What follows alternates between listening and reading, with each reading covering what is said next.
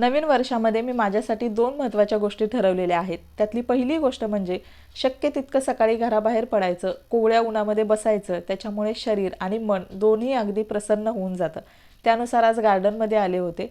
घरी जाताना पाळणे रिकामे दिसले म्हणून त्याच्यावर सुद्धा बसले. भरपूर दिवसांनी खूप छान वाटलं. घरी आल्याला लादी वगैरे पुसून घेतली, त्यामुळे घर एकदम स्वच्छ झालं. येतानाच भाजी आणि कोथिंबीरसुद्धा आणली होती. आता इथं माझी तयारी वगैरे केली आणि लगेचच चहासुद्धा ठेवला.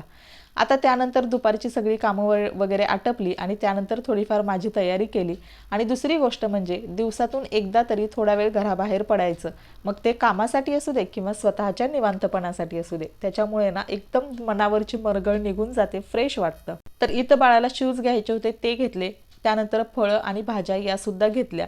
घरी जाता जाता छान असं हे दुकान होतं, तिथं छान असे कानातले आणि बांगड्या होत्या, ते सुद्धा बघितलं आणि त्यानंतर घरी आले. सो भेटूया आता नेक्स्ट ब्लॉगमध्ये. तोपर्यंत बाय.